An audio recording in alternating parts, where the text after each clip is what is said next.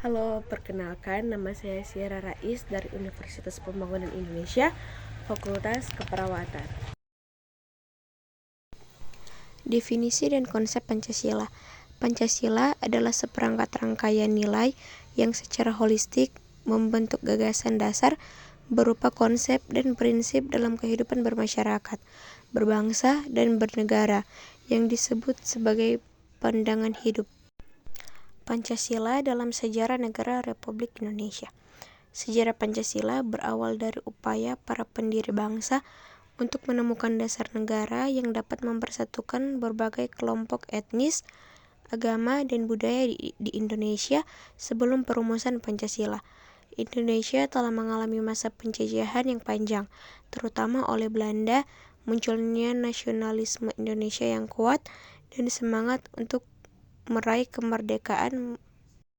Pancasila sebagai dasar dan ideologi negara. Pancasila sebagai ideologi negara berarti Pancasila dijadikan ideologi sebagai pedoman oleh masyarakat Indonesia dalam menjalankan kehidupannya. Nilai-nilai yang terkandung dalam kelima asas Pancasila menjadi landasan masyarakat dalam bersosialisasi, kehidupan beragama, hak asasi manusia, dan bekerja sama. Pancasila sebagai sistem filsafat, etika, dan dasar nilai perkembangan ilmu. Pancasila sebagai dasar negara Indonesia memiliki peran penting dalam berbagai aspek kehidupan berbangsa, termasuk sebagai sistem filsafat, etika, dan dasar nilai dalam perkembangan dan pengetahuan. Latar belakang lahirnya masa reformasi. Krisis finansial yang terjadi pada tahun 1997 atau yang lebih dikenal dengan krisis moneter menjadi faktor utama yang melatar belakangi lahirnya era reformasi dan runtuhnya Orde Baru. Tidak hanya itu, Indonesia juga dilanda kemarau dan didukung dengan jatuhnya komoditas ekspor. Permasalahan-permasalahan tersebut sangat memporak-porandakan negara Indonesia pada masa itu. Amandemen. Hasil amandemen yang pertama, Pasal 5 ayat 1, hak Presiden untuk mengajukan RUU kepada DPR. Pasal 7, pembatasan jabatan Presiden dan Wakil Presiden. Pasal 9 ayat 1 dan 2, Sumpah Presiden dan Wakil Presiden. Pasal 13 ayat 1 dan 3, pengangkatan dan penempatan duta. Pasal 14 ayat 1, pemberian gerasi dan rehabilitasi. Pasal 14 ayat 2, pemberian amnesti dan abolisi.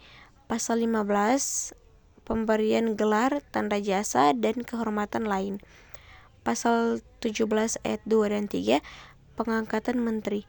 Pasal 20 ayat 1 sampai 4, Dewan Perwakilan Daerah. Pasal 21, hak DPR untuk mengajukan rencana undang-undang. Hasil amandemen 2. Bab 6 mengenai pemerintah daerah. Bab 7 mengenai Dewan Perwakilan Rakyat. Bab 9A mengenai wilayah negara. Bab 10 mengenai warga negara dan penduduk. Bab 10A mengenai hak asasi manusia. Bab 12 mengenai pertahanan dan keamanan. Bab 15 mengenai bendera, bahasa, lambang negara, serta lagu kebangsaan. Hasil amandemen 3. Bab 1 mengenai bentuk dan kedaulatan. Bab 2 mengenai MPR. Bab 3 mengenai kekuasaan pemerintahan negara. Bab 5 mengenai Kementerian Negara. Bab 7A mengenai DPR. Bab 7B mengenai pemilihan umum. Bab 8A mengenai BPK. Hasil amandemen 4. Amandemen keempat disetujui pada 8 Agustus tahun 2000 selama rapat paripurna MPR RI ke-9. Bab 4 yang berjudul Dewan Pertimbangan Agung dihapuskan. Terdapat perubahan substansial pada pasal 16. Pasal 16 yang telah diubah ditempatkan dalam bab 3 yang membahas kekuasaan pemerintahan negara. Perubahan ketatanegaraan NKRI setelah amandemen UUD 1945. Yang pertama, penguatan prinsip demokrasi. Yang kedua, pembatasan masa jabatan presiden. Ketiga, kewenangan MPR. 4. Peran DPR. 5. Pembentukan DPD. 6. Pengaturan hak asasi manusia. 7. Keadilan dan kesejahteraan sosial. Implementasi sila pertama, sila kedua, sila ketiga, sila keempat, dan sila kelima Pancasila dalam aspek kehidupan bangsa. Sila pertama mengandung nilai yang luhur dalam kaitannya dengan ketuhanan, keagamaan, keadilan, dan kenegaraan.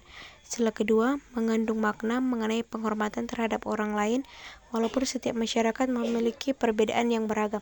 Sila ketiga, masyarakat Indonesia diharapkan dapat menempatkan persatuan, kesatuan, serta kepentingan dan keselamatan bangsa dan negara di atas golongan atau pribadi. Sila keempat, kerakyatan Indonesia adalah demokrasi yang dipimpin oleh hikmat, kebijaksanaan, dan mufakat. Sila kelima, masyarakat Indonesia menyadari sepenuhnya bahwa manusia memiliki hak dan kewajiban yang sama di mata hukum. Terima kasih.